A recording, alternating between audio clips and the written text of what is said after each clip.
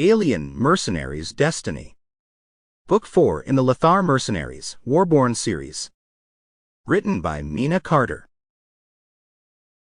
About Alien Mercenaries' Destiny, Lothar Mercenaries, Warborne Book 4. He saved her from certain death. She didn't count on him being a nerd.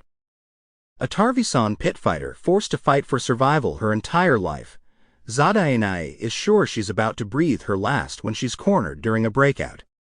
But help comes from an unexpected quarter, an alien with the infamous Warborne Mercenary team. Only her savior isn't an experienced mercenary, he's a scientist without a clue about fighting. Racked with guilt over his injuries saving her, she takes a hire with the Warborne to stick around, even though the last thing she needs is the scarily intelligent, utterly fascinating human finding out her deepest, darkest secret. He nearly died. Then he became something else. Something not human. Dr. Eric Archer has all the smarts he's ever needed, but multiple degrees don't mean anything on the alien mercenary vessel, Sprite.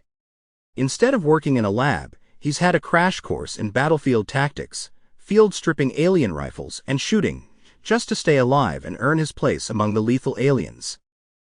She's an alien. And a princess. He needs to up his game to have any chance. When rescuing a beautiful damsel in distress almost kills him, an experimental alien treatment saves his life. And makes him more than human. Makes him something else.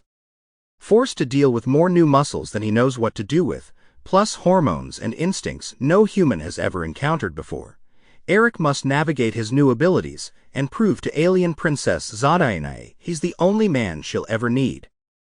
But he's not the only one with eyes on his beautiful alien princess. She's someone else's means to an end, and this scientist must use everything at his disposal, new skills and old alike, to try and save the woman he loves. Chapter 1. Zad's destiny was to be a Krynos' hive queen. She was born to be a warrior queen with a ship full of clutch fighters to command. With her word as law, she would have been a goddess in the flesh, living among her subjects. She was not destined to die alone in the dark, especially not in a corridor under some grubby slave pits where she'd fought for her life on a regular basis. Not today. Not tomorrow. Not any day. She ducked under a power lance aiming to separate her head from her neck, and slid up in the gap between it and the heavy-set male wielding it. A look of surprise flowed over his face when she didn't hit the sand-covered floor in two pieces as he'd expected, but drove vicious claws up under his jaw. He stiffened, the grisly crunch of bone reaching her ears as her claws punched through the roof of his mouth en route to his brain. Sample complete. Ready to continue?